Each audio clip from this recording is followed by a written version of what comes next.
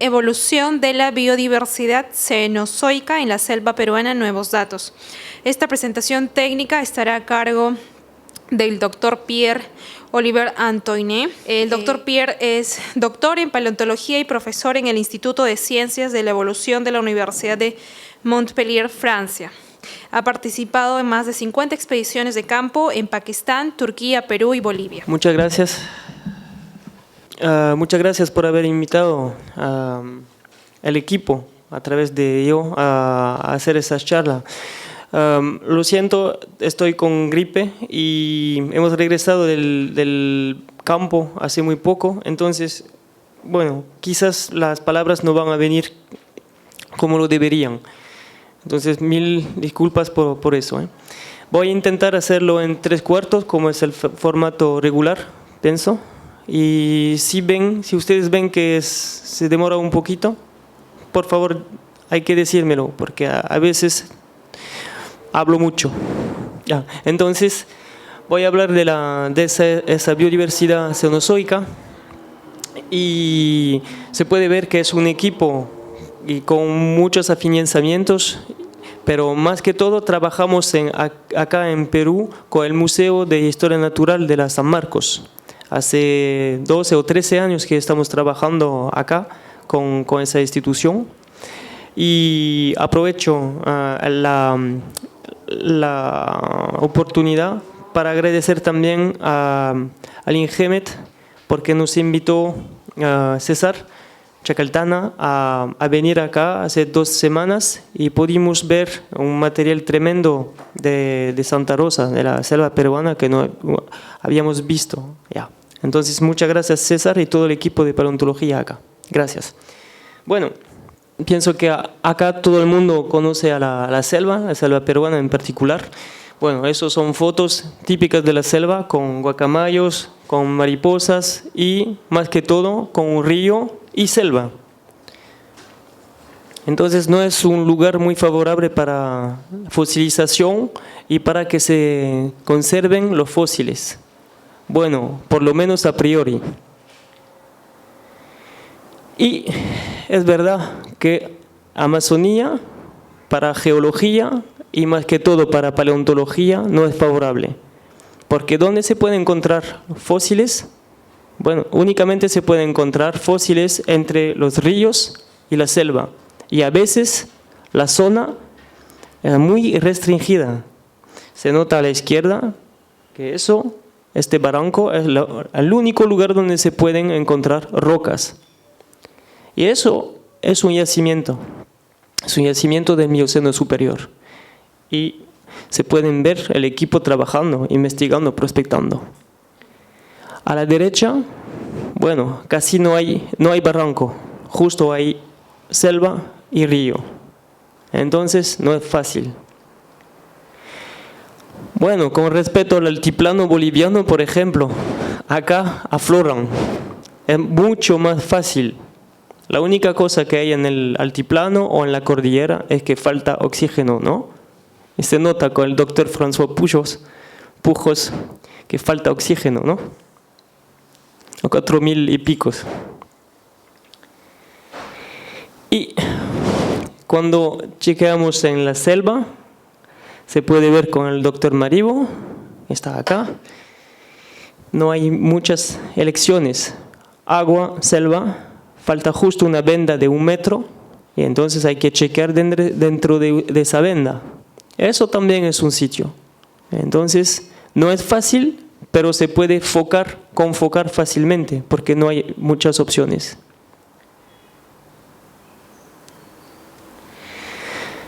Hace 10 años, el registro fósil de la selva era muy limitado, muy restringido. Acá es una síntesis rápida, no exhaustivo, del registro en la selva peruana. Había unos sitios pleistocénicos, sitios del Mioceno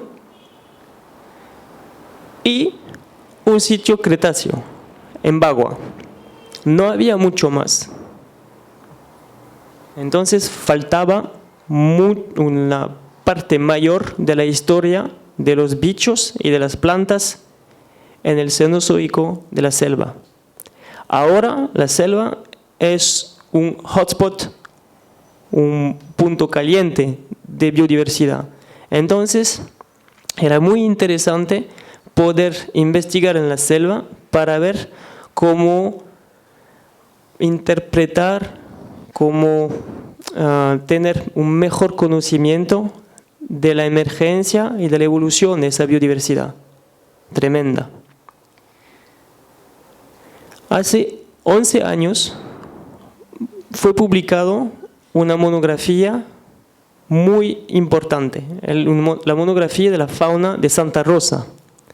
La fauna de Santa Rosa fue descrita en el boletín del Museo de Los Ángeles, pero con la colaboración del INGEMET y de la pobre Lidia Romero Pittman, por ejemplo, y de colegas que excavaron en Santa Rosa también.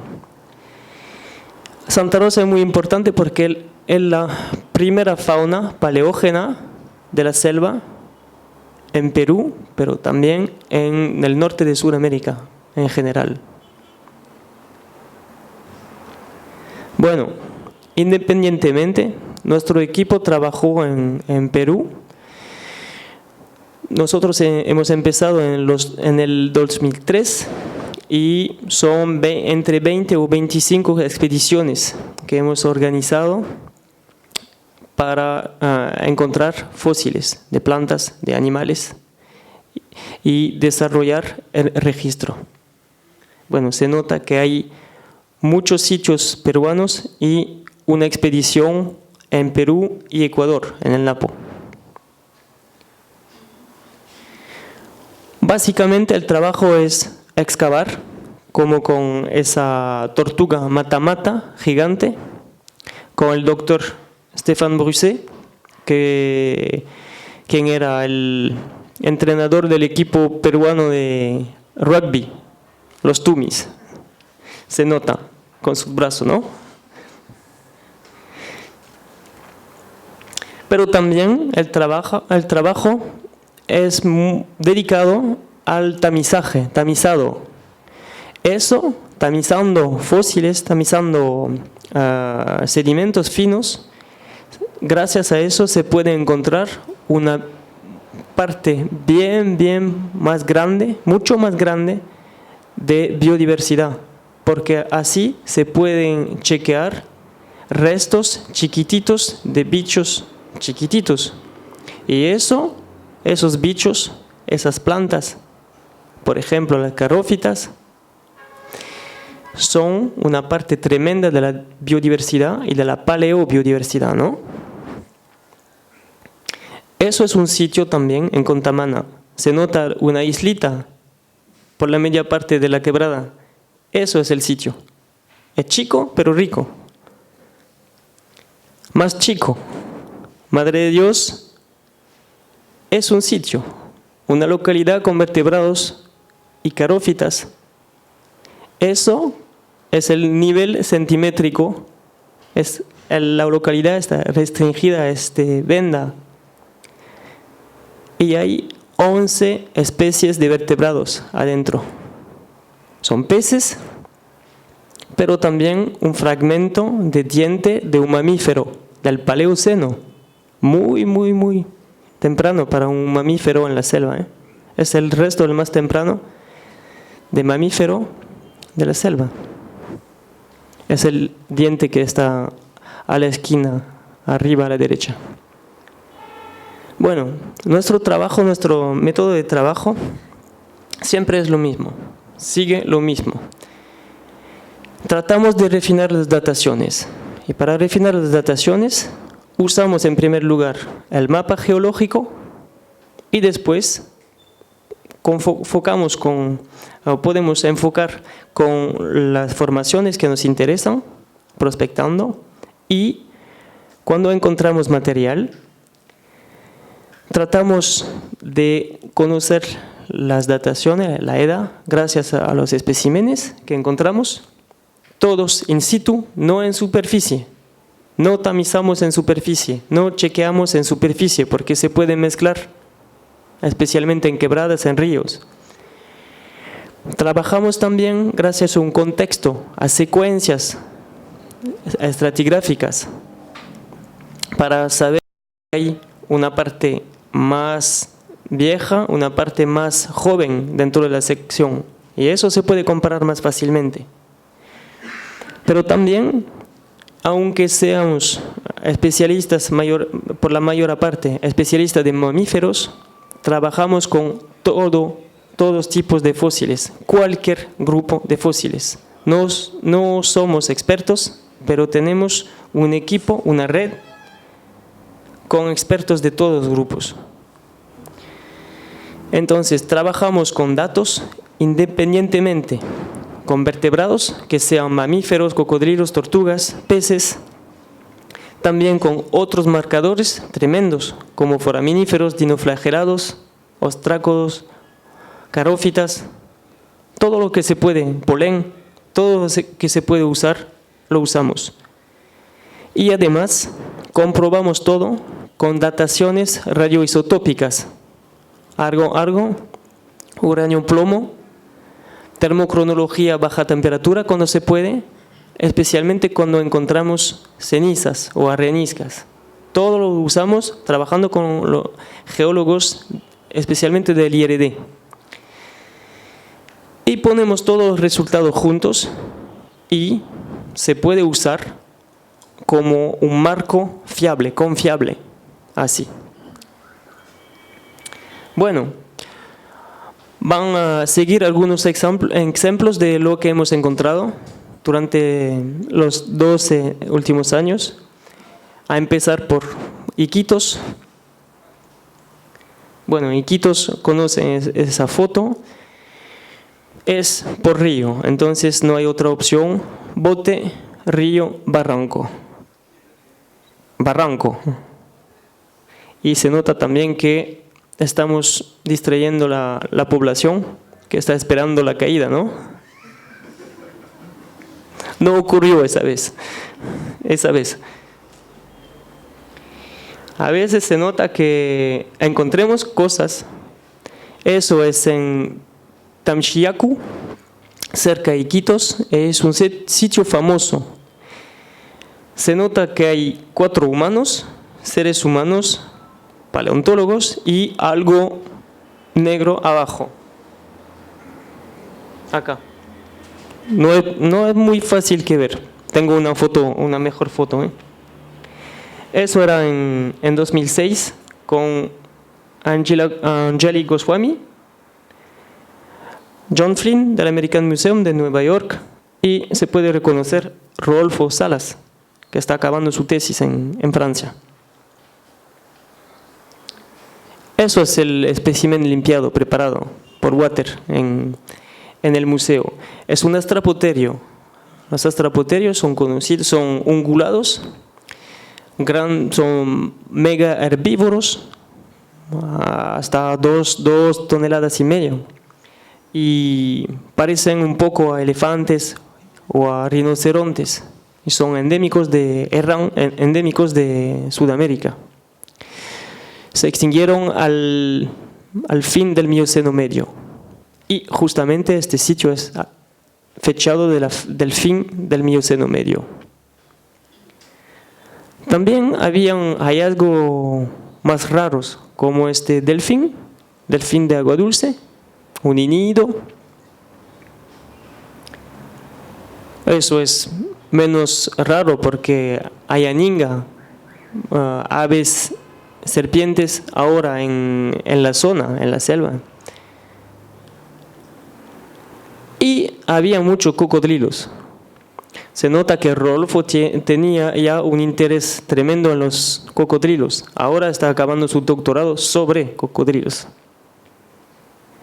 Eso es un gavial, es un Gryposuchus, conocido entre Bolivia, Colombia, Brasil y ahora Perú.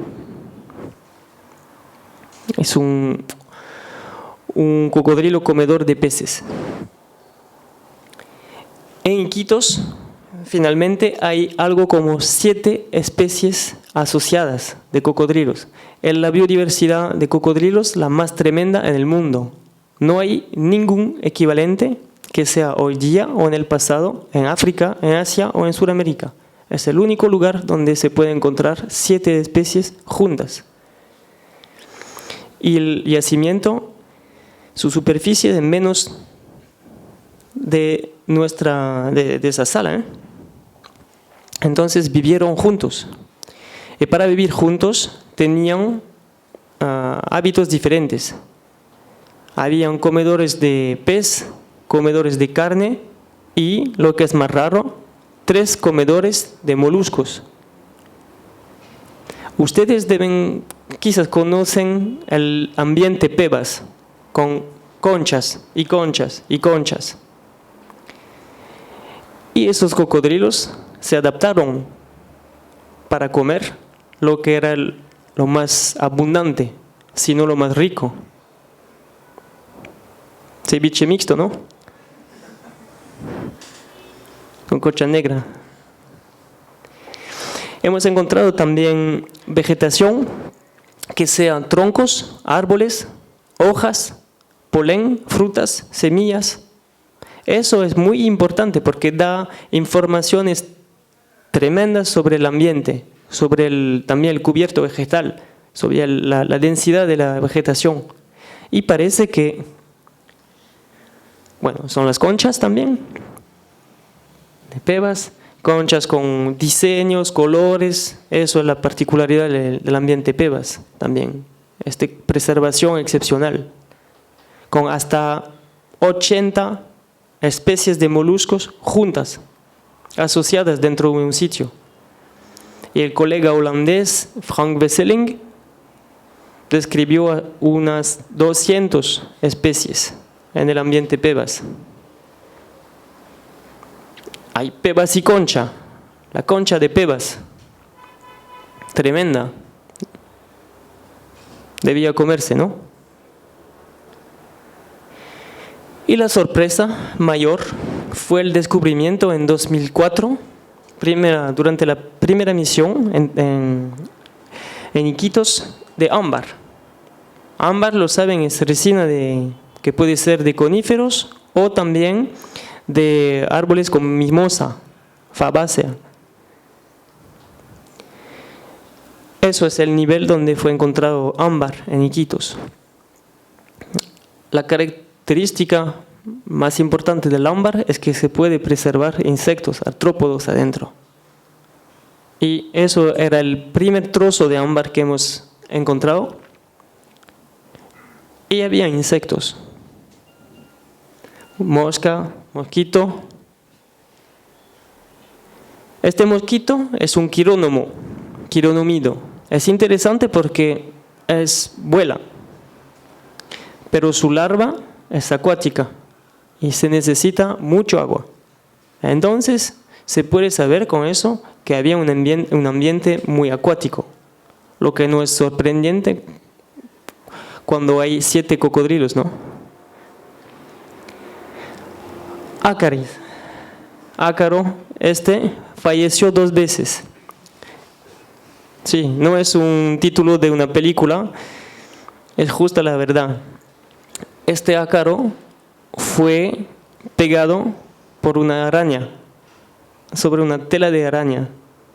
Y entonces hizo eso y se pegó dentro de la resina. Entonces no tenía ninguna salida, y se murió. Entonces el ambiente del periodo en Iquitos era selva tropical húmeda con mucha agua, que sea de agua dulce generalmente o con incursiones marinas o con influencia marina en este tiempo. Hemos trabajado también en Fitzcarraldo.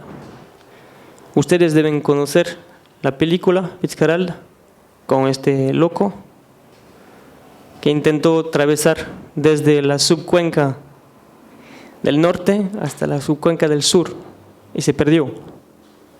Hicimos lo mismo en 2005, pero regresemos, sí. Entonces, tres misiones y encontremos cosas in situ, únicamente in situ, dentro de conglomerados, como este gliptodonte, como este megaterio, un megatericulus. Hemos encontrado Astrapoterio, eso lo conocen. Pero también denotungulados, otros ungulados endémicos de Sudamérica, que sean grandes a la izquierda, como este toxodonte, o chicos, como este tipoterio, mucho más chico. Se nota la diferencia de escala, ¿eh? Son dos dientes parecidos, molares inferiores. También delfines. Lo que es interesante con este delfín es que no es un inido ni un pontoporido, no es un representante de los delfines que hay ahora en Sudamérica. Eso es un platanístido. Y los platanístidos hoy día son conocidos únicamente en Asia. Y este hueso que fue encontrado es el hueso de la oreja interna. Y no hay ninguna duda. Fue estudiado por Giovanni Bianucci, que está en el museo hoy día.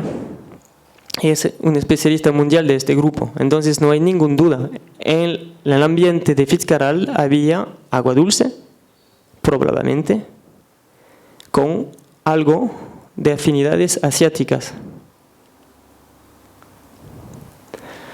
Eso es regular en la selva. Rayas de agua dulce, potamotrigonillos. Se puede encontrar espinas caudales, agujas, dientes. Se puede encontrar actuales también. Chambiras.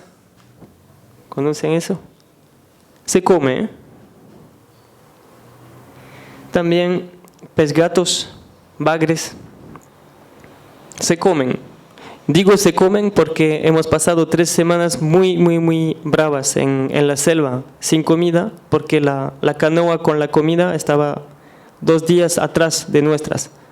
Entonces tuvimos que pescar y que comer cualquier cosa. La matamata gigante que había mostrado al principio, ahora está en exhibición en el museo, en Avenida Arenales. Matamata y cocodrilos. Esos cocodrilos, por ejemplo, incluyen a Maurasuchus. Maurasuchus es algo bien raro. Se compara con una ballena, probablemente tenía un pelicano. No tenía dientes gorditas, pero muy chiquititas y probablemente casi como un pico. Y con una garganta, ¿cómo decir? Algo bien grande. Debería abrir la boca y comer, no sé cuál comida, hay que preguntar a Rodolfo. Había cocodrilos terrestres también, es decir, que había ambientes terrestres en este tiempo. Y había el gigante Purusaurus. A la derecha es un cráneo de caimán negro, Melanosuchus niger. Todo el mundo conoce el caimán negro, hasta 5 metros de longitud. A la izquierda es un molde del maxilar del Purusaurus de Fitzcarrald. Y se nota la diferencia de talla, ¿eh? Ya, son los elementos homólogos para ver la diferencia de talla, de dimensión. Y también se encontró por nuestro equipo una tortuga, un podocnimidido, y se nota que falta una parte. Eso fue como un bizcocho, cuando ustedes dejan trazas de sus dientes. Pero este bizcocho es así. Y falta este pedazo con un diente, 2 dientes, 3 dientes. y el depredador gigante era el Purosaurus. Este Purosaurus que está en exhibición también en el museo, 11 hasta 12 metros de longitud. Bueno, Fitzcarrald se pudo correlacionar con otros sitios de Sudamérica, que sea de Bolivia, de Venezuela, de Brasil o de Colombia. Había un ambiente bien particular por el fin del Mioceno medio, hace 12 a 13 millones de años. Eso es un diagrama de la zona del ambiente más terrestre y se pudo también reconstruir tentativamente un ambiente más acuático, con tortugas, cocodrilos, delfines, con vacas marinas también. Bueno, un otro sitio es el Alto Madre de Dios. En el Alto Madre de Dios hemos trabajado en 2007, 2009 y 2011. El Alto Madre de Dios es interesante porque está más cerca de los Andes. Entonces, con erosión se pueden ver capas más antiguas en la zona subandina. Pero también hay Mioceno. Eso era mapeado como siendo Mioceno, pero sin más precisión. Y en 2011, Laurent Marivaux encontró este huesito, es más detallado allá, y es un hueso del pie, se llama un astrágalo, de un mono, parecido a un saimiri. Hizo la comparación con todos los monos de Sudamérica y el más parecido, eso es el nuevo hueso de mono, el más parecido es saimiri. Y en 2012, Laurent publicó el primer mono de Perú. Bueno, hasta 2015, eso es una otra historia. La contaré por fin. Eso es una reconstrucción debida a la síntesis de todos los datos disponibles. Al Mioceno medio había probablemente al máximo, con su anchura maximal, el ambiente Pebas. Probablemente no era un mar completo como se puede ver el mar Mediterráneo, ¿no? Eran lugares con agua salada, medio salada, y probablemente habían islas con un ambiente terrestre y con mamíferos, con vertebrados, con plantas, con microecosistemas. Eso probablemente ayudó al desarrollo de la biodiversidad, porque fraccionando el ambiente, bichos, especies se están desapareciendo, pero también favorece la especiación, la creación de especies. Y entonces probablemente el mecanismo de Fitzcarrald y de Pebas fue este. Se nota que Iquitos estaba a la mitad del sistema Pebas, como el Alto Juruá en Brasil, y que Fitzcarrald era por la margen, al límite, mientras que el Madre de Dios estaba fuera de esta influencia marina o acuática. Del punto de vista biogeográfico, se puede también ver que hay muchas relaciones faunísticas, florísticas entre todas las localidades del norte de Sudamérica. Entonces hay una zona tropical o paleotropical en esta época, contrastando mucho con la zona meridional, la zona que podría ser paleopatagónica, ¿no? Sin selva, sin monos, sin agua, casi, sin selva. Y probablemente había una barrera paleogeográfica que podría ser únicamente debida la lluvia y enseguida a la vegetación. Al sur, no vegetación o vegetación chica. Al norte, selva. Última salida, Contamana. En Contamana hicimos una primera campaña en 2008 y los geólogos dijeron, no vale, eso no sirve, no se puede ver afloramientos, es completamente cubierto por barro, mucha agua, zancudos, no sirve. Pero nosotros, paleontólogos, bueno, a veces es útil ser picado por zancudos si hay fósiles. Hemos encontrado desde el primer año el yacimiento que se llama CTA27. Eso es el sitio, no se nota mucho, sino que hay un cuchillo, ¿no? Rodolfo Salas y Julia Tejada, hoy día en Nueva York, empezando su doctorado también, están sacando muestras para ver si se puede tamizar y si hay microrestos adentro. Había, primer lavado, el primer año, 80 kilos, se encuentran dientes de roedores. Esos son dientes de roedores y se puede ver la escala, bueno, más o menos 1 milímetro.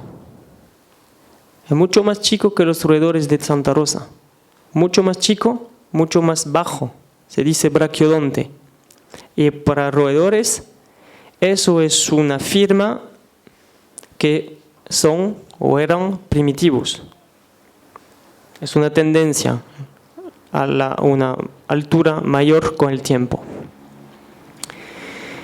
Y también estos dientes no parecían mucho a los dientes de roedores modernos de Sudamérica y únicamente a lo lejos de los de Santa Rosa. Entonces, en 2009 pudimos regresar. Eso es el Ucayali y los cerros de Cushabatay al fondo. Lindo, ¿eh? Entonces tuvimos que regresar con avioneta. Pero la pista se había malogrado un poco, ¿eh?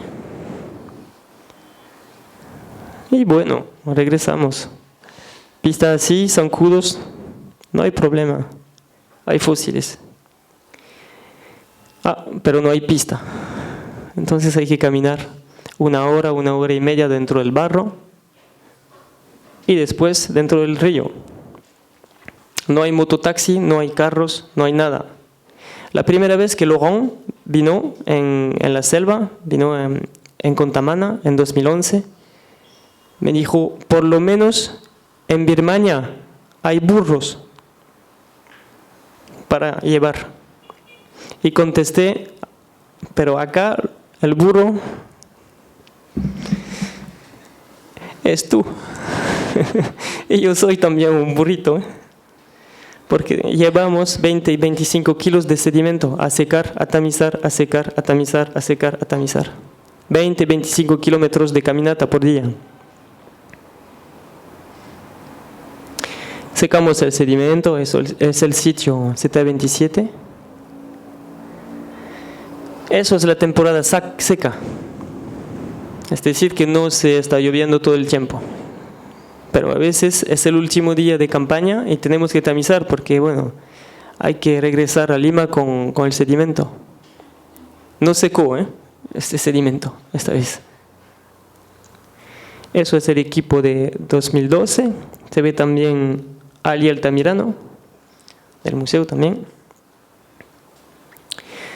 Y encontremos, asociado con estos restos de mamíferos, muchas cosas como semillas, pinzas de cangrejos, ostrácodos, carófitas y también restos de cocodrilos terrestres. Sorpresa, había antes un registro fósil de rayas de agua dulce muy restringido a los últimos 12 o 13 millones de años en Sudamérica. Y entonces había dos hipótesis. Una hipótesis de que las rayas de agua dulce habían ingresado a Sudamérica y se habían adaptado al agua dulce desde el mar Pebas, primera hipótesis, o era mucho más temprano y eso habría sido debido a la incursión dicho del Eoceno medio, pero no se podía comprobar antes. Y en Contamana hemos encontrado rayas de agua dulce en el Mioceno, en el Mioceno temprano, en el Oligoceno y también en el Eoceno. Entonces no hay problema, no es la hipótesis Pebas, pero probablemente la hipótesis Pozo. Hay rayas de agua dulce en la selva por los últimos 41 millones de años, por lo menos. Entonces, volviendo a los roedores. Este roedor tiene una firma de caviomorfo, de roedor sudamericano, pero no tanto,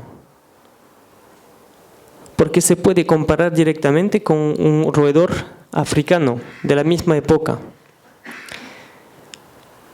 Es el mismo diente de un lado del Atlántico al otro y se parece mucho. Cuando mostré por primera vez una foto de este diente a Laurent, especialista de roedores asiáticos y africanos, se cayó de su asiento diciendo: oh, pero no sabía que tú estabas excavando en África. Y después hemos chequeado con otros especialistas, que sean americanos, que sean franceses, mostrando fotos de este diente. Y cada uno respondió: Marruecos, Egipto, Libia, Pakistán, y no, Contamana. Entonces, parecía haber una firma muy primitiva, aunque no había a este momento ningún roedor antes de 30 millones de años. Con más colecciones se pudo armar series completas de dientes. Arriba es el roedor de Contamana y abajo un roedor parecido en África. Y son muy parecidos. La sorpresa, la mayor, fue la fecha, porque por suerte el sitio de Z27 está justo abajo de una ceniza, y esa ceniza pudo ser fechada por argón, porque hay feldspat, hay micas, y la fecha fue de 43 millones de años, plus o menos 2.5. Entonces, es decir, entre 46 y 41, de manera confiable. Y la fauna asociada dice entre 42 y 39. Entonces, el intervalo de confianza es 41. Es muy chico. No solo fue encontrado un roedor, pero 200 dientes, documentando por lo menos 5 dientes. Eso podrá ser refinado por Miriam Boivin, está acá también, y está haciendo su doctorado en Francia, bajo la supervisión de Laurent y de Mía, y está trabajando sobre esos roedores especialmente. Eso es una reconstrucción plausible, probable del Cananimis, el ratón de la comunidad Canaán de Cachiyacú, en Contamana. 20 gramos, 30 gramos. Un ratón, no una rata. Eso es el árbol de las relaciones filogenéticas de esos roedores, y se nota que eso, Cananimis, y los Cachiyacui, los cuyes de la quebrada Cachiyacu, son los más tempranitos de los roedores de Sudamérica, pero también tiene como grupo hermano los roedores negritos, que son africanos, y que el conjunto África, Sudamérica, tiene relaciones con esos roedores azules que son asiáticos. Y esas relaciones se comparan muy bien con las relaciones que se puede obtener gracias a ADN, independientemente.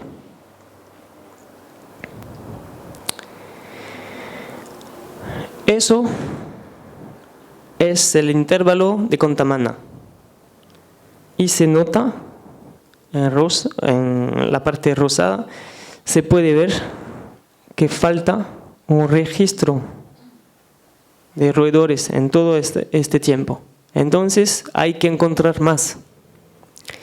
Y lo que puedo decir hoy día, porque regresamos del campo, es que por fin, este año, hemos encontrado fósiles de roedores en este intervalo, en San Martín, en el departamento de San Martín. Hemos encontrado roedores parecidos a ellos y roedores parecidos a los otros, los de Santa Rosa, y intermediarios.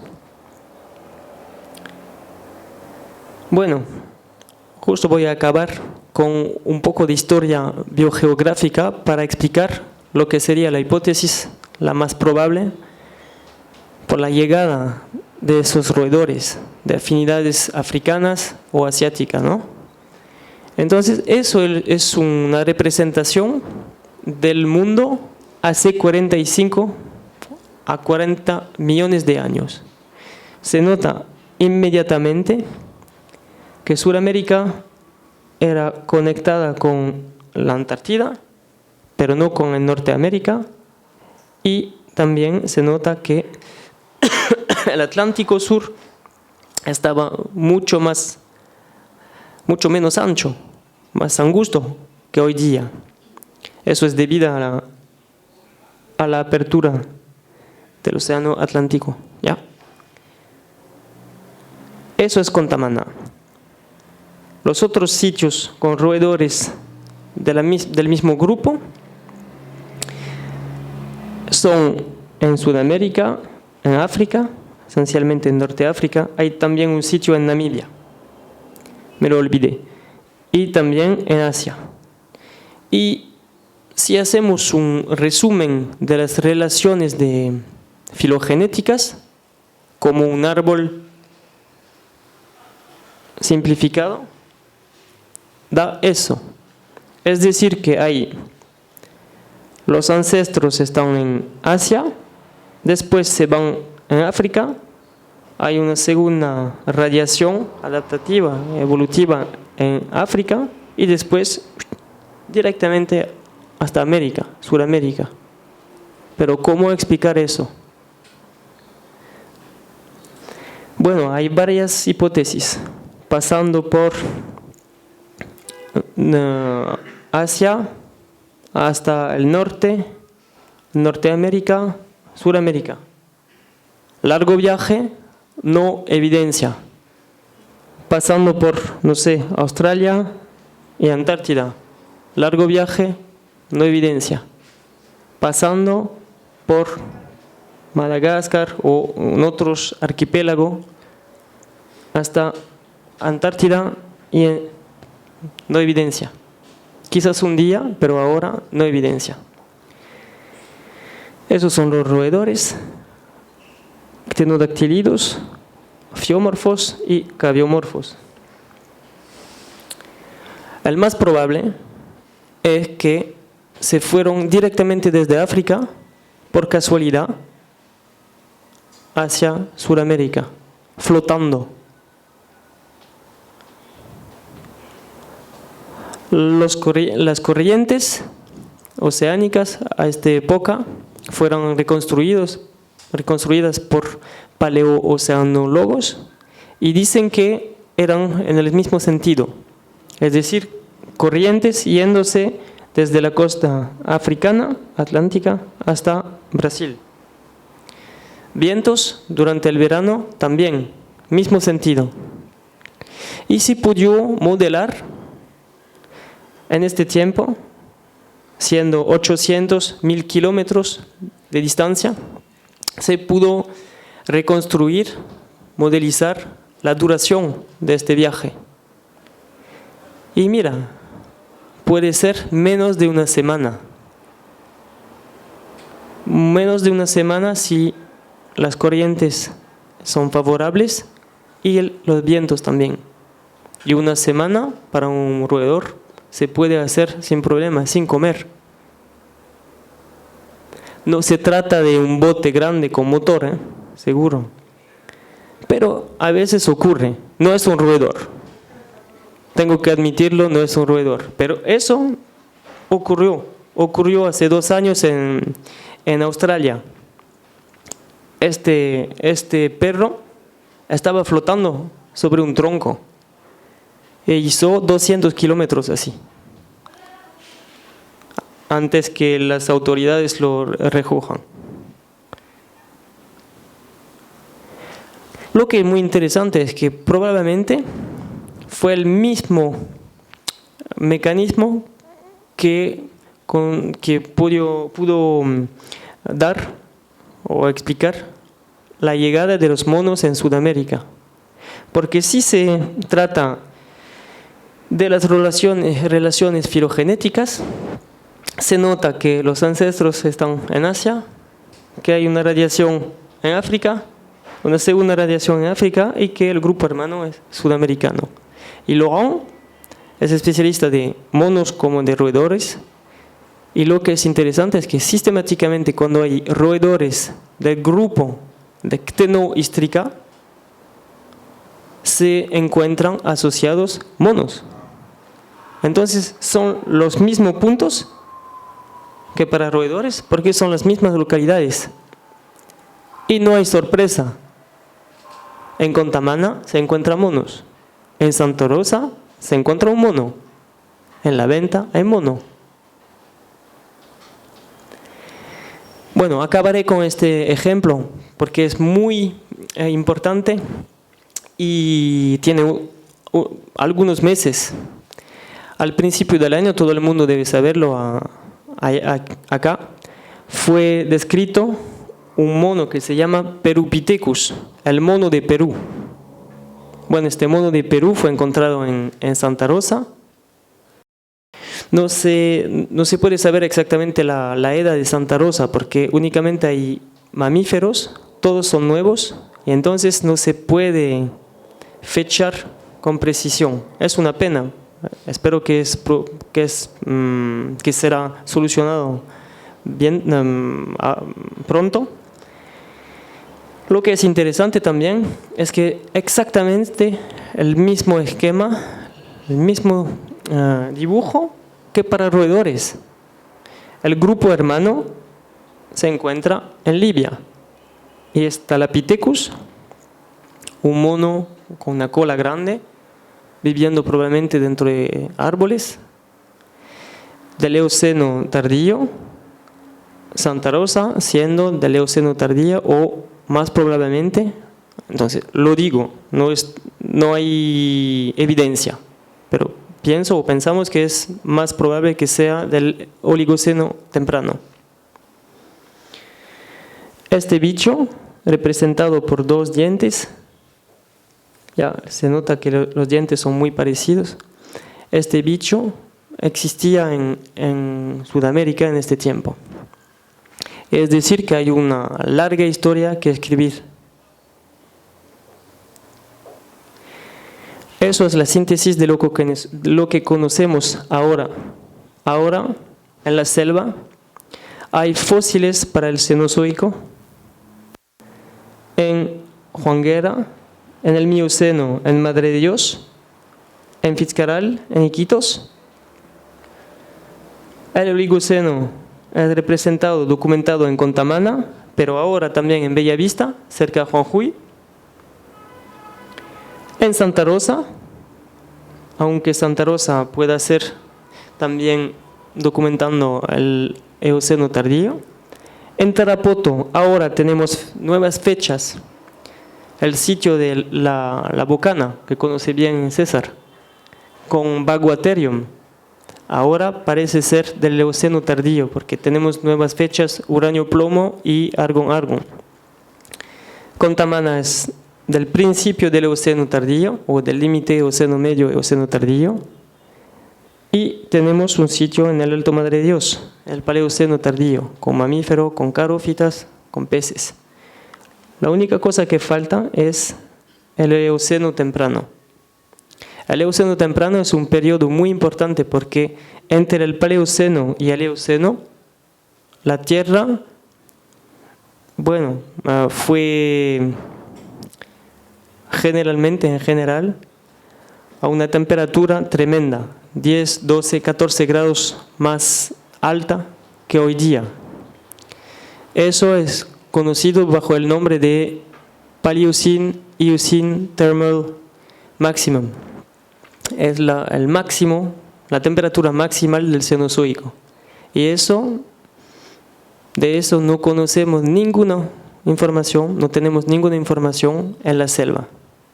Y casi nada en Sudamérica, sino en Colombia. Eso es un punto muy importante que desarrollar en los próximos años. Entonces, muchas gracias por haber escuchado, por haber venido, y muchas gracias a todos los estudiantes, los colegas, quienes sufrieron en el campo, porque a veces el campo en la selva no es fácil. Ya, muchas gracias.